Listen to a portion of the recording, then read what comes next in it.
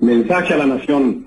La actitud asumida por las compañías petroleras, negándose a obedecer el mandato de la justicia nacional, que por conducto de la Suprema Corte, las condenó en todas sus partes a pagar a sus obreros el monto de la demanda económica que las propias empresas llevaron ante los tribunales judiciales, obligan al gobierno a decretar la expropiación de los bienes destinados a la producción petrolera. Pide a la nación entera un respaldo moral y material suficientes para llevar a cabo una resolución tan justificada, tan trascendente y tan indispensable. Notifíquese personalmente a los representantes de las compañías expropiadas y publíquese. La noche del 18 de marzo de 1938, el presidente Lázaro Cárdenas del Río anunció la expropiación de las empresas petroleras que operaban en México. Esa decisión no fue tomada a la ligera, tenía detrás una larga historia y respondía a un contexto nacional y mundial. En 1863, el historiador Manuel Gil y Sáenz encontró una poza con un líquido oscuro y aceitoso. Entonces el petróleo apenas se utilizaba para producir aceites lubricantes y queroseno. A principios del siglo XX, el perfeccionamiento del motor de combustión interna y la demanda de combustibles superiores al carbón provocaron un cambio en la tecnología y el petróleo demostró tener importancia estratégica para el destino de las naciones. Casi 4 décadas después, el presidente Lázaro Cárdenas tomó las acciones necesarias para anteponer el interés nacional al extranjero en el que bien podría definirse como el año del petróleo.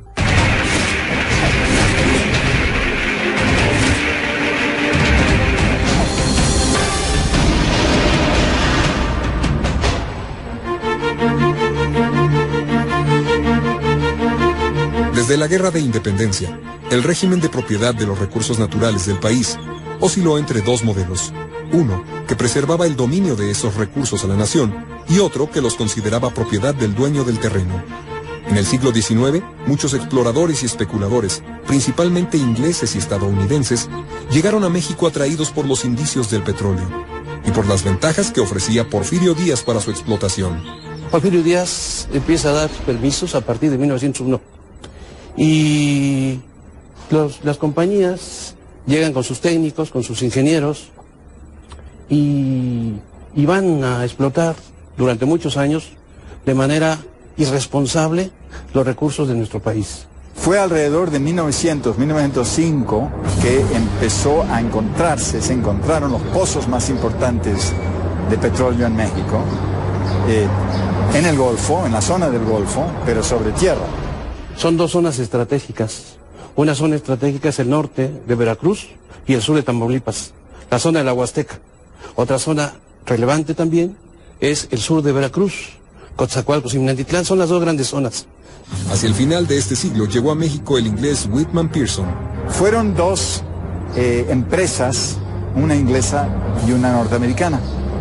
La inglesa era del señor Whitman Pearson, el contratista de Don Porfirio, el que hizo obras impresionantes, el Gran Canal de la Ciudad de México y el desagüe de la Ciudad de México, el puerto de Veracruz y el ferrocarril de Coatzacoalcos. Pero trabajando en esa zona encontraron muchos chapapotes y ahí dijeron, aquí hay algo. Su cercanía con Díaz influyó en la expedición de la primera ley del petróleo en 1901. Esta ley daba permisos a los particulares para buscar petróleo o carburos gaseosos en el subsuelo y exportar sin impuestos los productos resultantes de la explotación. El caso más célebre, el empresario Edward Doheny, norteamericano, que tenía experiencia ya en el distrito petrolero de Los Ángeles. Doheny sí es un petrolero. Pearson es básicamente un contratista de obra pública. Pero diversificó sus negocios y alrededor de 1908 creó una compañía petrolera, el Águila. Y Eduardo Doheny, desde 1901, llegó a México a explorar y explotar petróleo en el norte de Veracruz con una compañía que se llama Mexican Petroleum Company. En esa compañía había, la más famosa de sus filiales era la Huasteca Petroleum Company.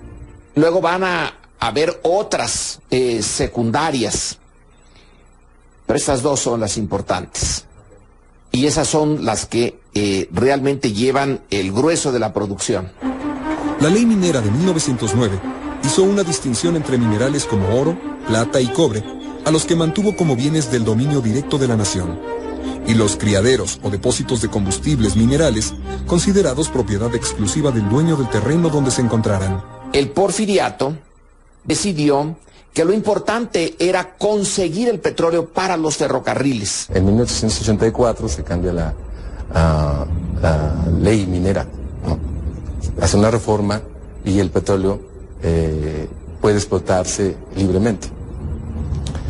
Bueno, algunos ajustes y las concesiones que estaban las compañías también facilitaban mucho su labor. Requería inversiones que no estaban aseguradas. Se requería de alguien con mucho capital, mucho espíritu de empresa, y había que alentarlo. Y al alentarlo, ¿cómo? Diciendo, cambiamos la legislación petrolera para que el petróleo sea propiedad de quien tiene la propiedad de la superficie. En 1910 estalló la Revolución Mexicana y en plena lucha comenzaron a formarse nuevas posiciones políticas y jurídicas hacia el petróleo. Al final de la contienda, había importantes cambios en este sentido, que deberían esperar para ponerse en práctica.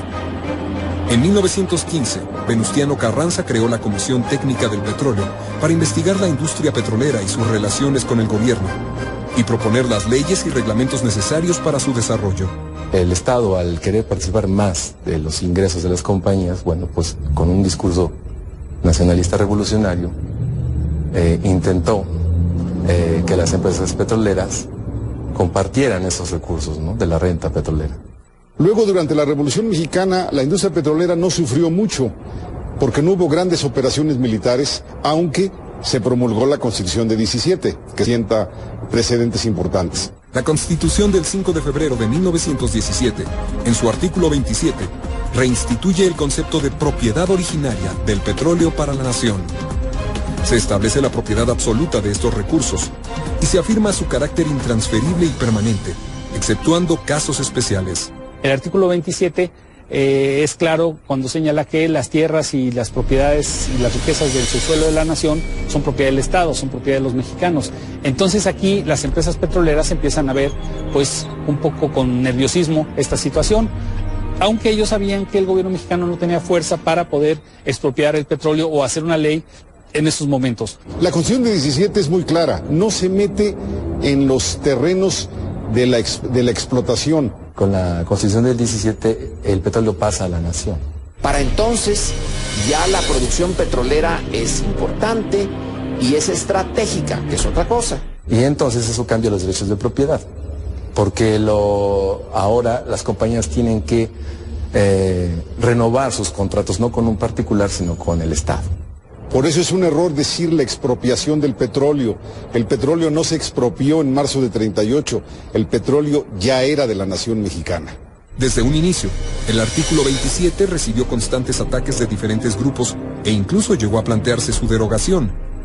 Y el artículo 27 no se puede poner en práctica de inmediato, se necesita la ley reglamentaria de ese artículo en materia de petróleo.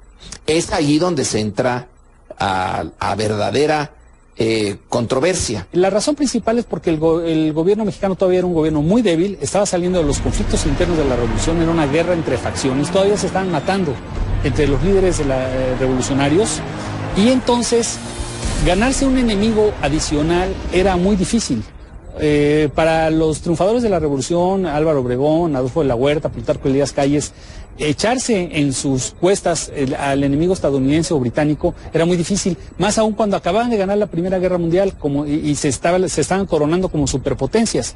A raíz de la depresión económica de 1929, México había reorganizado sus actividades económicas, dando prioridad al interés nacional. Entre otras cuestiones, estaba pendiente la protección de los recursos del suelo y subsuelo y prevenir que estos quedaran monopólicamente en manos extranjeras. Lo que México quería entre 1900, desde siempre, pero claramente a partir de 29 en adelante, es generarle mejores recursos al gobierno mexicano a través de impuestos a las compañías, a la explotación de petróleo. Esto llevó al presidente Lázaro Cárdenas a profundizar su nacionalismo, aunque dejó la puerta abierta a los inversionistas dispuestos a cumplir con las leyes mexicanas. Cárdenas tiene una visión de que proyecto nacional debe de estar dedicado a saldar la deuda histórica que México tiene consigo mismo, es decir, la deuda que se tiene con las clases más desfavorecidas. Y entonces rescata la riqueza petrolera para darle al Estado mexicano la renta petrolera,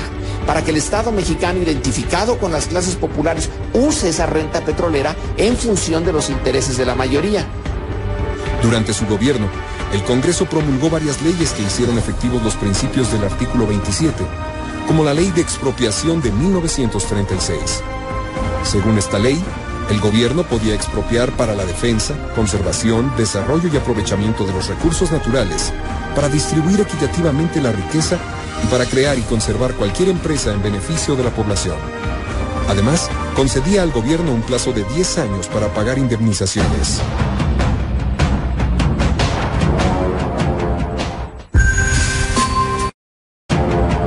Los ideales de la revolución habían permeado el sector obrero y los trabajadores contaban con más recursos legales para defender sus derechos, un cambio que las compañías petroleras no aceptaron fácilmente. Bueno, la historia del sindicalismo petrolero viene desde la primera década del siglo XX. En Tampico había una efervescencia obrera que se había desarrollado en varios campos, tanto entre los trabajadores portuarios como de los servicios de la ciudad, que se trasladó rápidamente a las empresas petroleras. Activistas anarcosindicalistas desarrollaron este tipo de actividad de formación sindical desde la primera década antes de la Revolución Mexicana. La cuestión de los trabajadores en estas compañías, debemos tomar en cuenta que en México no se preparan cuadros tan especializados para una industria como esta. La mayoría de los, especialistas se formaban en el extranjero y tenían que venir a trabajar aquí. Van llegando gente en busca de trabajo de todas partes, no son naturales de allí, traen diferentes ideas, diferentes formas de vida, se concentran en los campos petroleros y se organizan. Y los trabajadores mexicanos aprendieron también a defenderse, una relación de aprendizaje entre empresas y trabajadores mexicanos. Cada empresa tenía su legislación, cada empresa tenía su estilo jurídico para entender lo que era el trabajo de los mexicanos. Bueno, las industrias petroleras y mineras trataron de evitar que los trabajadores se organizaran. Eso fue un hecho, les daban dinero a los líderes, etc. Y entonces los trabajadores se movían de una empresa a otra, donde eran modos distintos de manejar la administración. Cada empresa tenía un sindicato e incluso al interior de la misma empresa grande, como era el caso del Águila, había varias secciones sindicales diversas. La industria petrolera va formando grandes cuadros del sindicalismo mexicano, ¿no? Va formando grandes cuadros y una de las formas de lucha es la organización interna y el enfrentamiento contra los guardias blancas que son pagados por la empresa o contra los sindicatos blancos y la acción directa. El enfrentamiento directo con los empresarios. Entonces hay una atomización del movimiento de los trabajadores, pero son duros, independientes, saben negociar y no necesariamente tienen buena relación con el gobierno. A veces sí, a veces no. Pero a lo cual el gobierno mexicano empezó a ver a los trabajadores petroleros como una fuente de apoyo político y económico incluso muy importante. Todo ese aprendizaje culminó en una serie de, de demandas que fueron aprendiendo a lo largo de este periodo, del 1910 hasta el 38. A partir de 1935 inicia un gran proyecto de unificación de todos los sindicatos dispersos en ánimo de crear un solo contrato colectivo para toda la industria petrolera mexicana. Se unificaron todos los sindicatos petroleros de las distintas compañías en un solo sindicato, el de trabajadores petroleros de la República Mexicana, y a partir de ahí yo quiero pensar una muy buena relación tanto durante el periodo de la presidencia como después. El verdadero parteaguas en la expropiación petrolera es la creación del sindicato a nivel nacional, porque el sindicato a finales de 35 plantea un contrato único, ¿sí? Y las compañías inmediatamente se niegan a pagar el aumento de salarios y en concesiones que implicaba este contrato único. Este es un momento importantísimo en la organización obrera mexicana porque permitió superar la dispersión organizativa que había hasta ese momento. En 1936, el sindicato presentó a las empresas petroleras su proyecto de contrato colectivo, que incluía diversas prestaciones laborales. Es importante decir que en esos años, a mediados de los años 30, el gobierno nacional, encabezado por el presidente Lázaro Cárdenas, se interesa en fomentar la unificación de los sindicatos en México.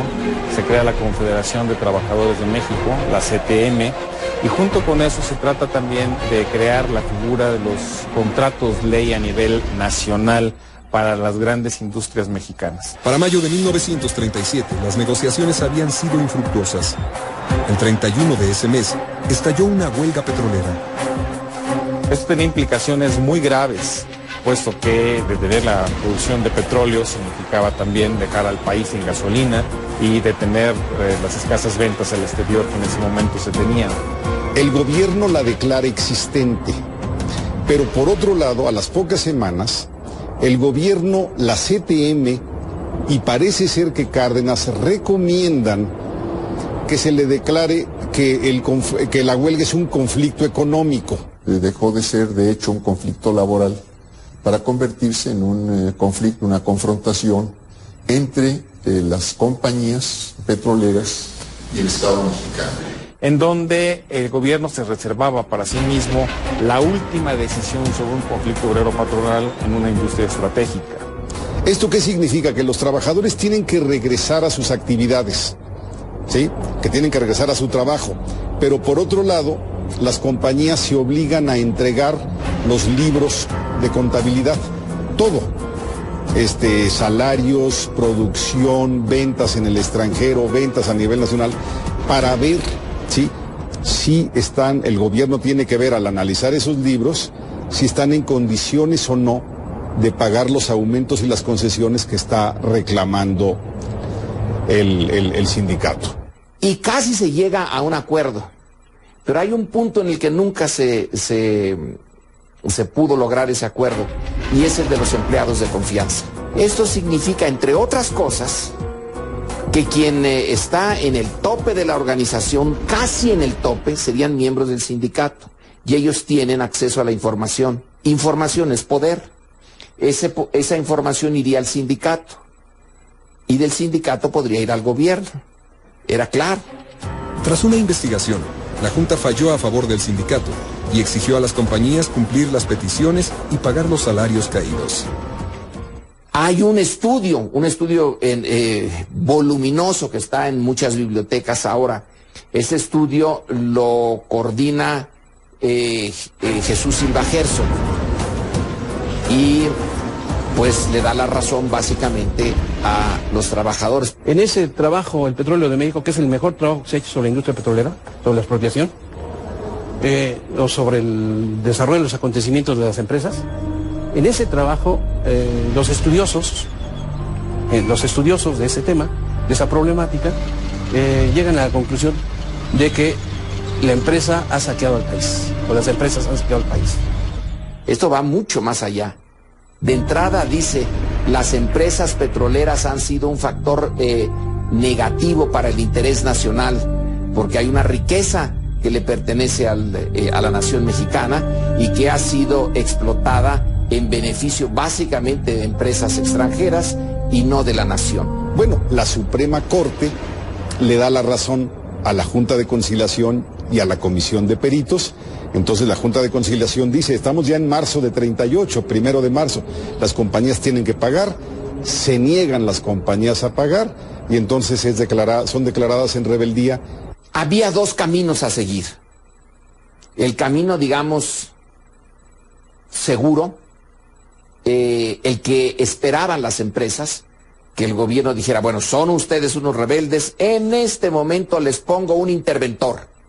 El interventor en cada empresa recibirá el ingreso, le pagará a los obreros el aumento y negociaremos.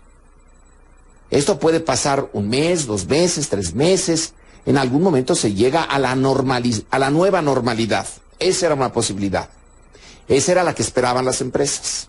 Estaba en juego entonces la soberanía nacional, puesto que las empresas estaban desobedeciendo a las instituciones mexicanas. La máxima autoridad judicial emitió un fallo señalando el 7 de marzo como límite para el pago de las petroleras. Ese día, tras reunirse con los empresarios a solicitud de la embajada estadounidense, Cárdenas habló también con los representantes del sindicato petrolero, quienes le comunicaron su decisión para terminar los contratos de trabajo. Al día siguiente, Cárdenas había tomado una decisión. Y Cárdenas dice, no, vamos a tomar esta oportunidad, vamos a expropiar, nada de interventores, nada de curitas, vamos a la medicina fuerte, a romper el nudo gordiano que se había creado. Y no voy a meterme en la parte legal de quién es el dueño del petróleo, ¿no? Y entonces Cárdenas llama a gente muy cercana y les dice que le preparen un documento porque al día siguiente va a leer un texto a la nación. Y en ese texto a la nación, que es el decreto de la expropiación petrolera, él le informa a los mexicanos que todas las instalaciones, absolutamente todas, van a ser parte de la nación. A las 10 de la noche del 18 de marzo, el presidente declaró a través de un mensaje radial la expropiación de la riqueza petrolera de 17 compañías. Y así, 1938 quedó marcado como el año del petróleo.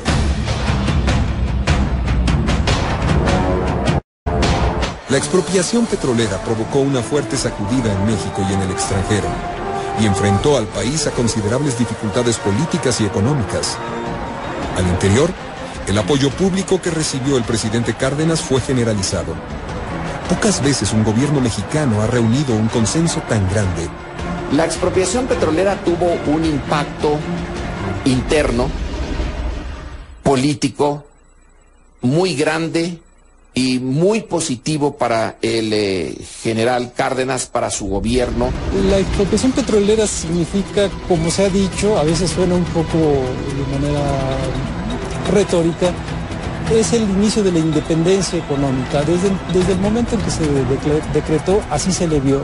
Era el momento de romper la dependencia con las potencias que tenían todo el derecho de intrometerse y de explotar los recursos naturales de una nación que salía de un movimiento revolucionario, que salía del atraso. El comportamiento de las compañías desde que iniciaron sus trabajos en el país había sido de mucha soberbia. Entonces yo considero, y además la historia así lo consigna, que esta decisión fue recibida con mucho júbilo y esto le dio mucho respaldo de carácter social y político al gobierno de entonces. Es quizá el momento más interesante del nacionalismo mexicano, que conviene subrayarlo, no es un nacionalismo agresivo, como era por ejemplo en ese momento el alemán, ¿no? El mexicano es un nacionalismo defensivo y constructivo en el sentido de que sirve como de columna vertebral para que el grueso de los mexicanos se identifiquen tanto con su gobierno como con una especie de proyecto nacional. El tener el dominio de sus propios recursos naturales, el tener el dominio de la industria que va a explotar y va a hacer uso de esos recursos naturales, pues significa el inicio de una independencia económica. Bueno, sin duda consolidó una posición política y había que ahora consolidar la propia expropiación, esto es que la propia industria petrolera pudiera seguirse desarrollando principalmente y se constituyera en un factor importante tanto del crecimiento económico como de la industrialización del país y la expansión misma de la propia industria petrolera. El pueblo apoyó incondicionalmente al presidente. Hay muchísimas imágenes de que hasta la gente con grandes recursos iba y dejaba en el Palacio de Bellas Artes, en distintos lugares, joyas, dinero. El pueblo, había gente que llevaba gallinas. Hay una solidaridad interna y hay una confianza. Eso es rarísimo en la historia política mexicana. Tener confianza en uno mismo. Entonces la expropiación y el poder manejar desde México con mexicanos y para el interés mexicano definido por el gobierno cardenista del petróleo, es confirmarse ante uno mismo. La expropiación nos llenó de orgullo a los mexicanos. La expropiación petrolera es un símbolo de identidad entre los mexicanos. Apoyó el pueblo mexicano incondicionalmente al presidente, hizo una gigantesca movilización de masas, un movimiento de manejo de la prensa tremendo, el presidente Cárdenas, y obtuvo el apoyo casi incondicional de la mayoría del pueblo mexicano. Muchos temían que la medida causaría represalias económicas y políticas y hasta una respuesta militar por parte de Estados Unidos. Incluso, algunos diarios extranjeros pronosticaron el estallido inminente de una revuelta en México.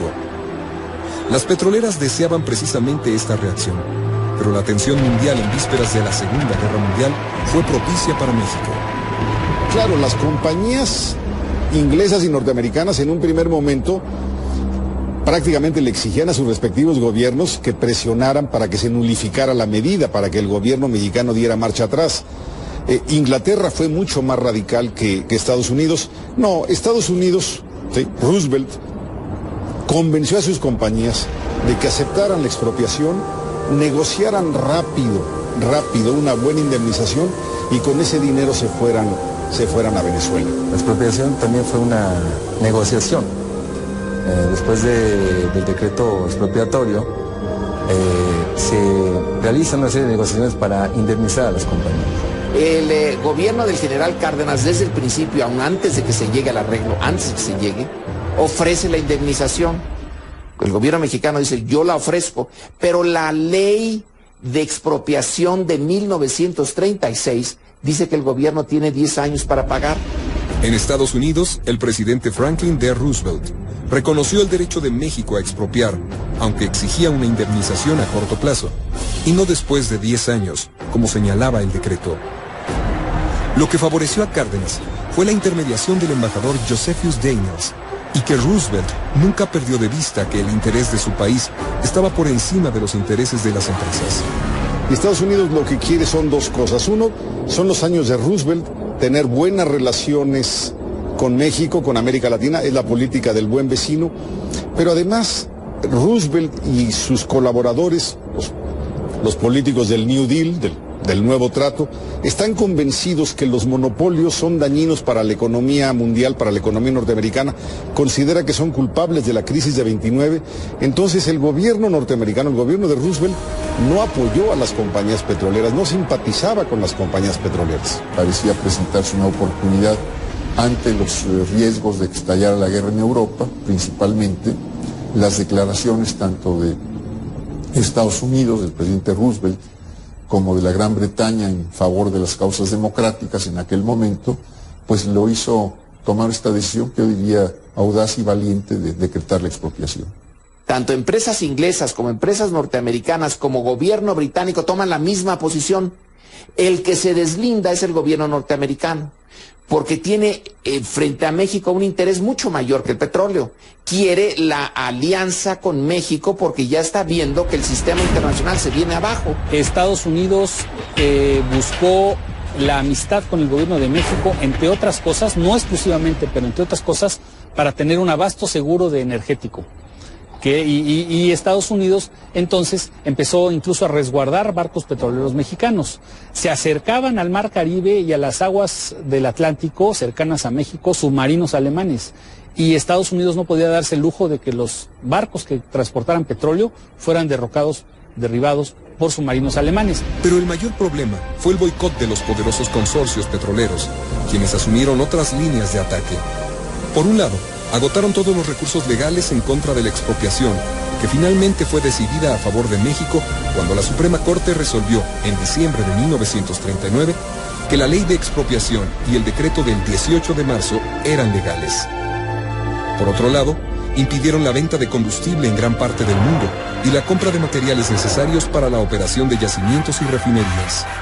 Inglaterra tardó más en entenderlo, pero cuando estalla la Segunda Guerra Mundial y luego México se reconoce como país aliadófilo, pues Inglaterra ya deja de tener reclamos contra México. Inglaterra, al mismo tiempo, al ser un país que fue bombardeado por los alemanes y que Estados Unidos les ayudó a los ingleses a ser triunfadores en la guerra, pues tuvieron que seguir la pauta de Estados Unidos respecto a las empresas, en otras palabras, aceptar las indemnizaciones que el gobierno de México le hizo a las empresas estadounidenses, aplicárselas también una política similar a las inglesas. En 1939 estalla la Segunda Guerra Mundial y el uso masivo de tropas motorizadas hizo del petróleo un insumo esencial. Aunque México se vio obligado a intercambiar petróleo por mercancía con Alemania e Italia debido al boicot, Lázaro Cárdenas dejó en claro que su propósito era negociar con los países aliados antes que con los del eje. De hecho, no se conoce información verídica que señale que México jugó con dos bandos, que también apoyó al eje. No hay evidencias. México muy rápidamente vio que tenía que estar al lado de los aliados, o sea, tenía que ir a la par de los aliados y que sus intereses estratégicos estaban apoyando a los aliados en el escenario de la Segunda Guerra Mundial. En otras palabras, el mensaje de México es: nosotros podemos expropiar compañías inglesas y norteamericanas, pero en materia de política internacional, en lo relativo a la Segunda Guerra Mundial, estamos con Estados Unidos y con Inglaterra.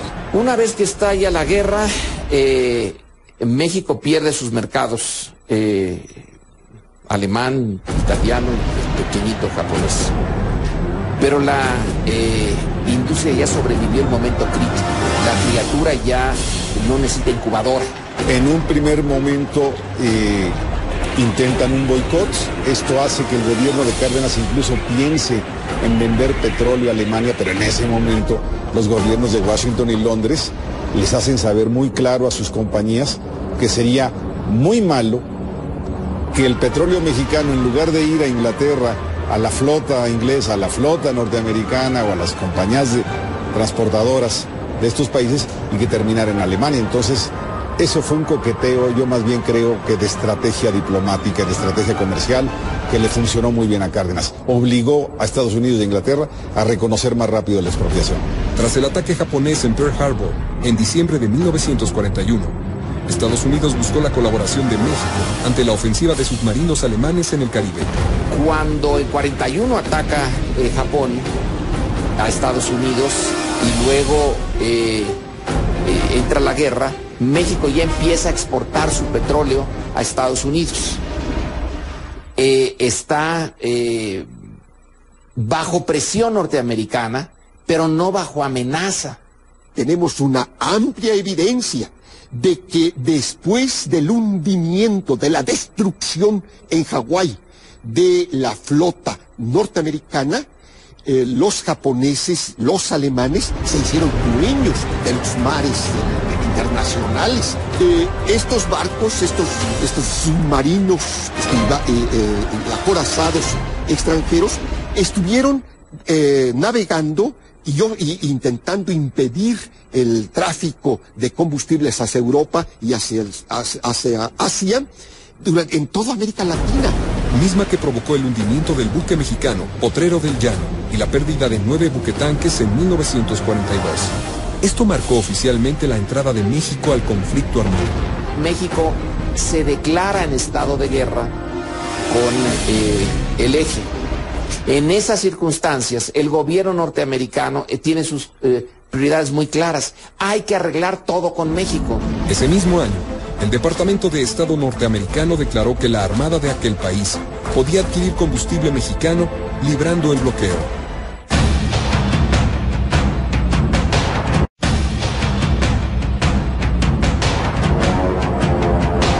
Uno de los temores de las petroleras fue que la expropiación mexicana se convirtiera en ejemplo para otros países latinoamericanos donde tenían enormes negocios. De hecho, pocos meses antes, Bolivia había expropiado la Standard Oil of Bolivia, aunque por razones distintas.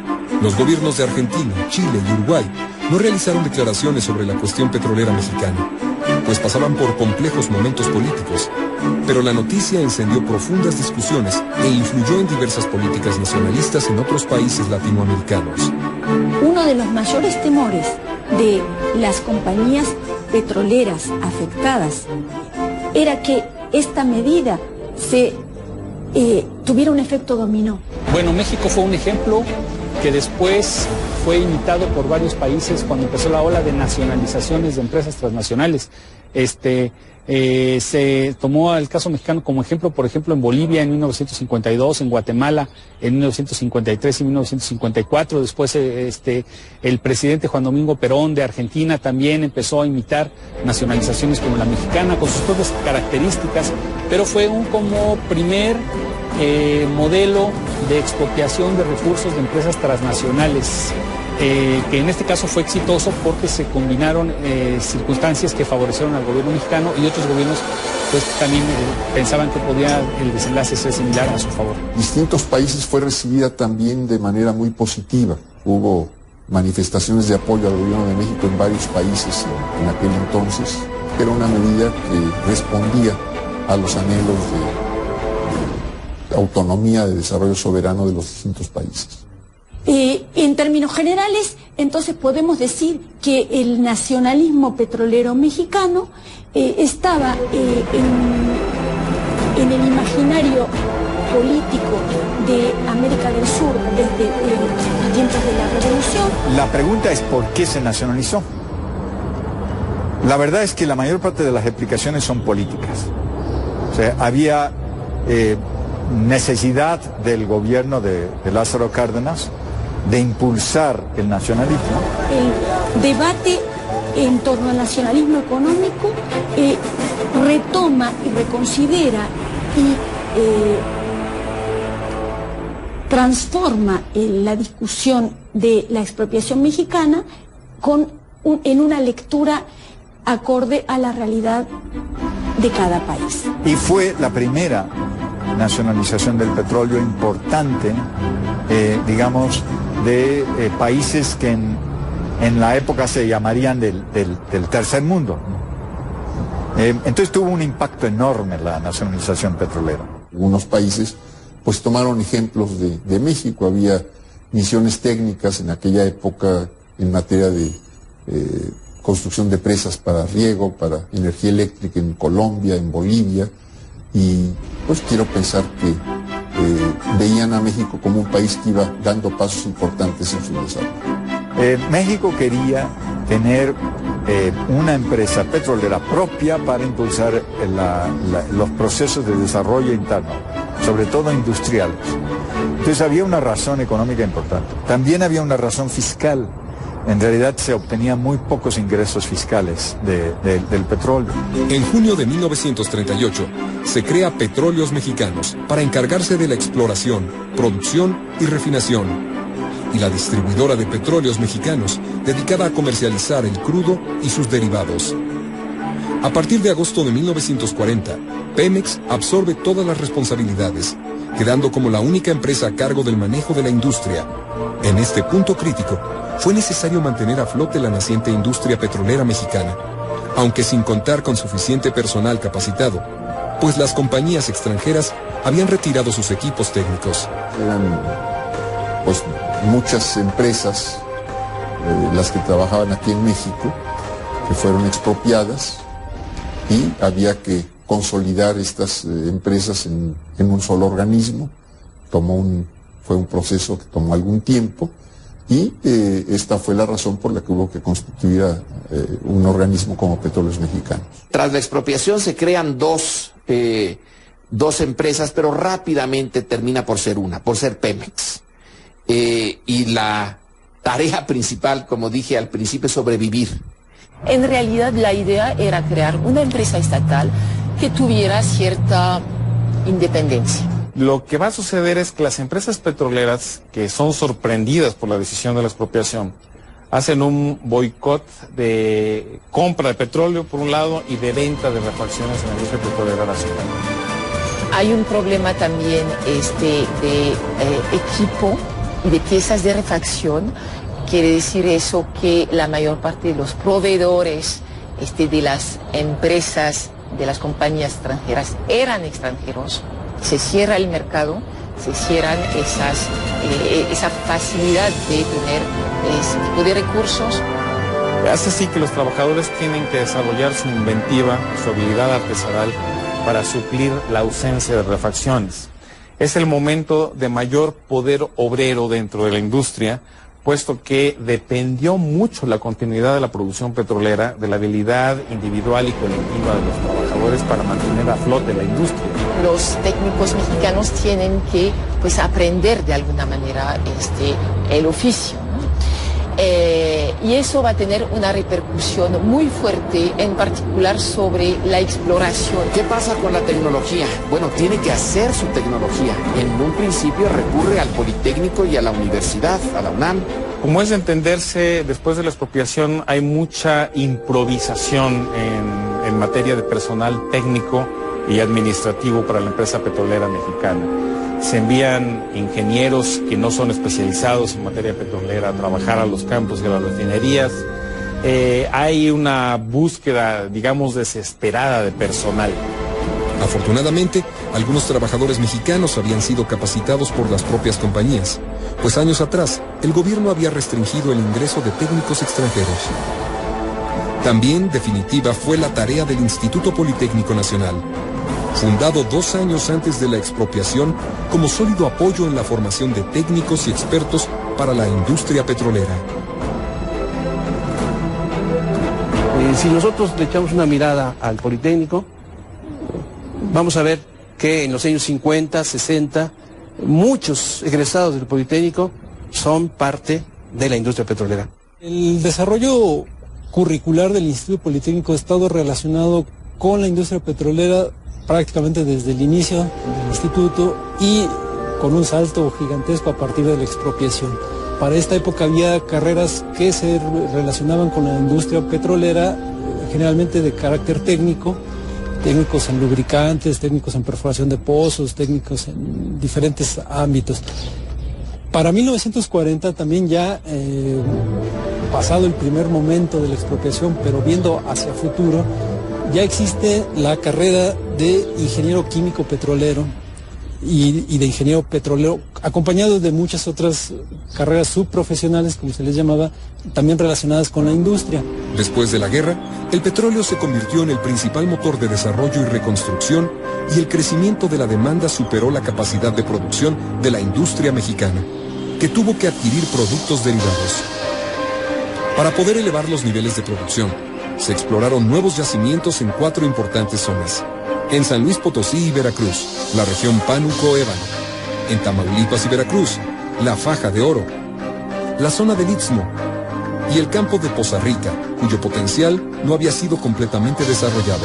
En 1952, geólogos mexicanos realizaron el hallazgo más relevante de este periodo en la zona llamada Nueva Faja de Oro, al sureste de la antigua Faja de Oro. Estos descubrimientos elevaron la producción y la cantidad de reservas. Al mismo tiempo avanzó la industria de la refinación. En 1938 funcionaban 6 refinerías, 5 de ellas en la costa del Golfo y una en Azcapotzalco. Tras modernizarlas, se construyeron otras 2 en Salamanca y Reynosa. Hacia 1958, Pemex era ya una empresa consolidada y con la infraestructura necesaria para cubrir la demanda del mercado nacional. En 1965, durante la administración de Jesús Reyes Heroles en Pemex, se fundó el Instituto Mexicano del Petróleo. El Instituto Mexicano del Petróleo surge en agosto de 1965, surge como respuesta a la necesidad de la industria petrolera de luchar por alcanzar grados de autonomía tecnológica, por abatir las importaciones de maquinaria, de equipos y de otros insumos. Y lo logra. Bueno, el Instituto Mexicano del Petróleo es un instituto muy importante para el país, pero simplemente ahí se tratan de desarrollar tecnologías propias. Los científicos que trabajan ahí son de un altísimo nivel, pero se necesitan tecnologías desarrolladas en otros lugares que en México no se producen, ¿no? Pero eso no menosprecia la labor que han hecho la gente del Instituto Mexicano del Petróleo. En 1972 se descubrió el campo petrolero de Cantarell, que se convertiría en el más grande yacimiento en la historia de nuestra industria petrolera. Su valor cambiaría radicalmente las políticas petroleras al permitir la exportación de petróleo a gran escala. Pemex va a ser clave en todo el desarrollo industrial que va a venir a partir del año 45. Pemex va a ser clave para la inversión que llega aquí, para la empresa que llega, para la industria que invierte en México, y entonces Pemex va a ser fundamental. Desde entonces para acá, las políticas petroleras en México han cambiado para satisfacer las necesidades económicas del país, sorteando las grandes crisis y buscando mantenerse como una industria competitiva a nivel mundial. La industria petrolera sigue siendo, aunque ya muy reducida, ese espacio en donde se dijo, aquí nada más entra la voluntad, la energía y la inteligencia mexicana para salvar esto, para hacer de esto un ícono, para hacer de esto una muestra de la capacidad colectiva de México para hacerle frente a sus retos y salir con mucho éxito. Pues ha significado el poder tomar decisiones autónomas en muchos aspectos económicos, sociales, políticos. Ha significado contar con un importante organismo productivo que contribuye con muy cuantiosos recursos al desarrollo nacional. Poner todos esos conocimientos que se generan, todas esas experiencias al servicio de la comunidad, no son para beneficio de una sola persona o de un grupo de personas. Y contar también con un conjunto de trabajadores de todos los niveles, desde la gente que está en el campo, en las oficinas, técnicos, ingenieros, científicos, que son parte también del capital humano con el que cuenta el país. El gran problema para Pemex ha sido que se ha convertido en uno de los columnas, los pilares de la fiscalidad mexicana. México tiene un nivel de ingresos fiscales muy bajo comparativamente a nivel internacional. Hay que dejarle que lo que ingresa a sus arcas sí pague impuestos y además que pague una buena cantidad, que pague como la mejor empresa, como lo que quisiéramos que pagaran de impuestos otras empresas, las privadas, que no lo hacen, pero dejarle una capacidad para que pueda invertir. Más de 30% de los ingresos del gobierno dependen de Pemex. En estas circunstancias, la empresa no tiene dinero con qué invertir y renovar, aumentar su producción, explorar suficientemente, modernizarse. Y que funcione como una empresa privada, que tenga mayor productividad, que tenga menos burocracia y que no sea el cotizador principal de la Secretaría de Hacienda, ¿no? Queda la pregunta actual de saber si se deben de reformular para adaptarse a un contexto internacional que ha evolucionado bastante. Yo creo que debemos de asumir la defensa de lo que todavía queda de la industria petrolera de México. Hay muchas posibilidades para Pemex, pero se necesita voluntad política y proyecto nacional. A 75 años de la expropiación, la industria petrolera de México sigue siendo pilar económico y simbólico de toda una nación. Una industria que continúa renovándose, tal como lo exigen los nuevos tiempos, sin perder los principios que le dieron origen y forma.